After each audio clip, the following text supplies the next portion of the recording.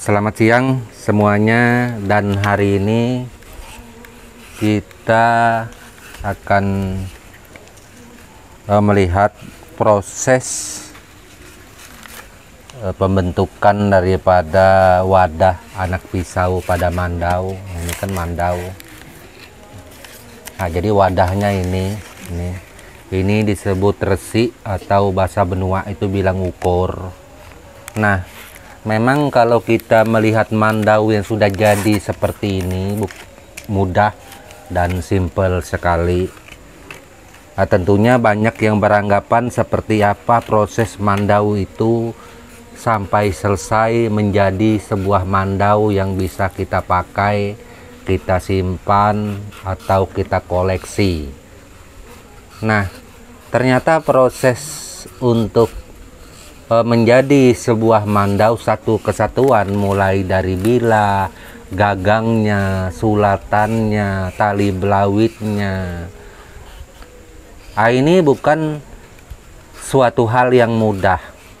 Seperti rotan, ada video konten saya sebelumnya, kita mencari ke hutan atau tempat perkebunan rotan yang ditanam oleh turun-temurun, belum dengan durinya, kemudian kita membuang kulit-kulit luarnya, terus kita jemur, setelah itu kita membelahnya, merautnya. Itu sudah ada proses di konten video saya Ampoglol yang telah lalu. Nah, begitu juga gagang.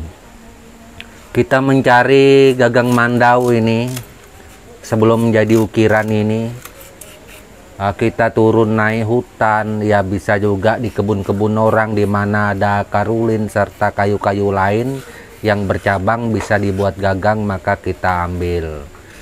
Belum sarungnya juga.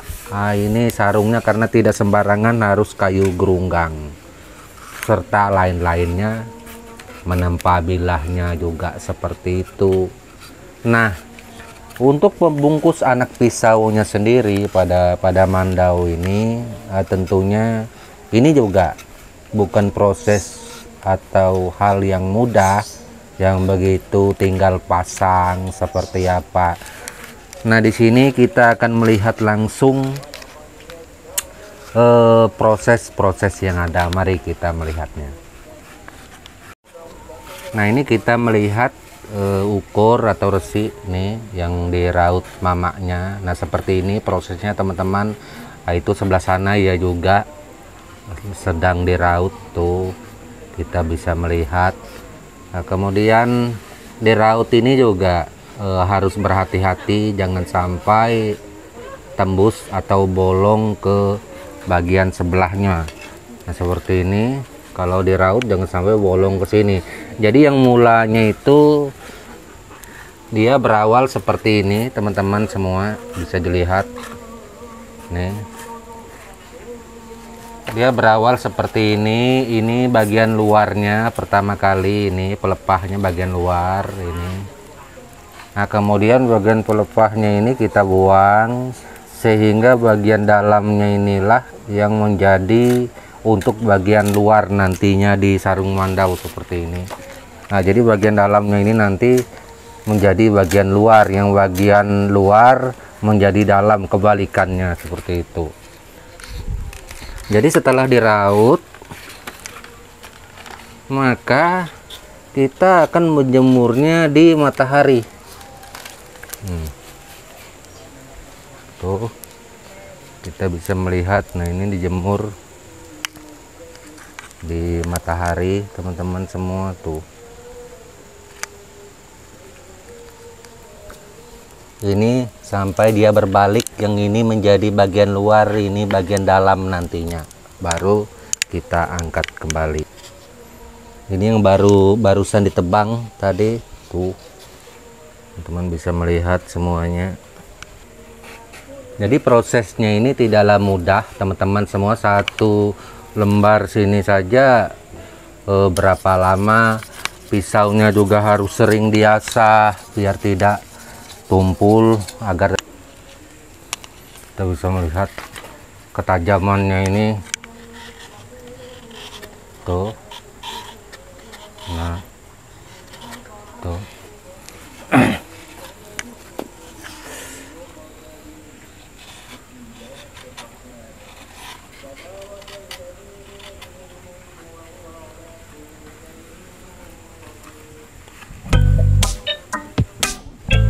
Nah, kita sudah melihat proses meraut resi yang dari seperti ini atau ukur, sehingga menjadi sebuah wadah anak pisau yang diraut pelan-pelan bagian luarnya ini hingga selesai, kemudian dijemur.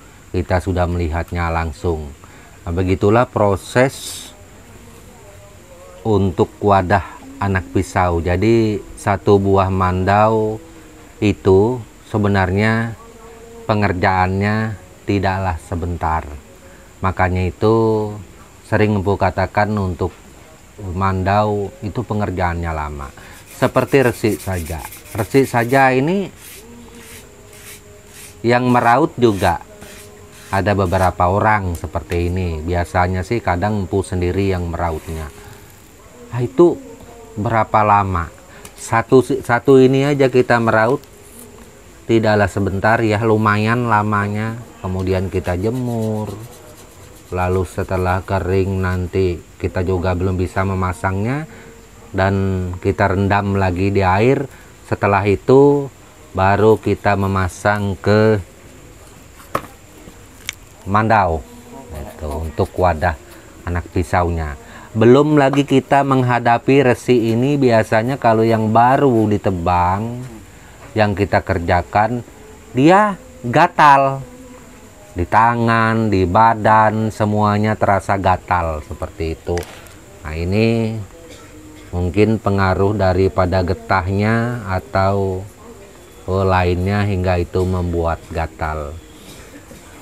Nah, mandau yang kita maharkan ke saudaraku dari sisi mahar, sebenarnya itu tergantung daripada kualitas mandau yang ada. Seringkali Empu Glol katakan bahwa mandau ini tidaklah sama pemaharannya. Wah, Empu jual mandau mahal. Ya mahal kalau yang bagus, bukan mahalnya, karena memang standarnya seperti itu. Gitu. Nggak mungkin yang standarnya kelas tinggi Empu menjual dengan sama dengan kelas yang biasa. Tidak mungkin, karena semua mandau ini masing-masing kelas itu lain maharnya. Nah, terus yang kelasnya seumpamanya puluhan juta, itu juga lain, tidak sama seperti itu. Nah, ini semuanya itu tergantung pilihan daripada para saudaraku yang ada yang berminat untuk mandau, karena peminat mandau ini bermacam-macam ragam. Nah, jadi kalau ada yang menanyakan masalah mandau souvenir kepada saya, Empu Glol, sekali lagi saya katakan, saya Empu Glol tidak membuat mandau souvenir. Saya tidak membuat mandau cenderamata. Saya membuat mandau beneran, mandau yang memang pakem untuk dipakai, untuk disimpan, dijadikan pusaka juga, seumpamanya bagi saudaraku yang menganggap itu pusaka juga boleh. Semuanya itu kembali kepada saudaraku pemesan yang ada. Dan untuk menanggapi lagi, mohon maaf, ada saudara kita yang bertanya bahwasanya dia dari Morapahu. Dia bilang dari Morapahu. Dia bilang gitu, dia juga memang suku Dayak Benua, tapi kebetulan dia mendalami ukiran suku Dayak Bahau katanya. Tapi dari sisi nama saya lihat kayaknya memang nama-nama dari suku Dayak Bahau, mohon maaf. Nah, mungkin juga beliau memang mamanya Bahau atau bapaknya yang Bahau, mungkin juga ada Blasteran Benua, ya mungkin saja, Empu juga kurang tahu. Nah, jadi beliau kepingin membuat mandau benua katanya. Apakah boleh Empu saya membuat mandau benua, sedangkan saya lebih menguasai tentang mandau-mandau Bahau, ukir-ukiran Bahau seperti apa itu, Empu. Nah, jadi untuk menanggapi ini, bagi saya itu tidak jadi masalah. Kita membuat mandau suku Dayak manapun nggak ada masalah, ya seperti itu. Dan apalagi saudaraku ini juga mengatakan bahwa dia memang orang benua katanya.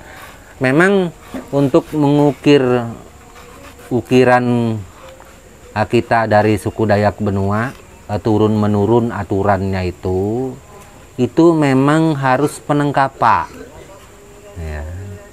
Apa sih penengkapa itu? Ya silahkan tanya di kampung ya. Di kampung Dayak Benua kan di daerah Kubar itu kan tahu semua, di situ kan banyak pawang-pawang yang ada. Silakan saudaraku pekapa di sana. Nah, proses pekapa ini kalau sudah selesai, ingin tahu untuk bintang nyulir ulut segala pengereka penyurat, nah itu kan penting, itak jaya segala macam bintang nyulir. Nah ini kan ada mantra-mantra dari pawang ini. Nah inilah yang mengesahkan kita untuk menjadi seorang pengukir di dalam budaya Benua. Kalau memang seumpamanya kepingin untuk di bagian benua seperti itu tradisinya. Mungkin lebih jauh silakan hubungi pawang yang ada di kampung mengenai proses untuk penengkapa ini seperti apa. Kalau kita mau tutus ngukir itu memang dengan pengukirnya langsung.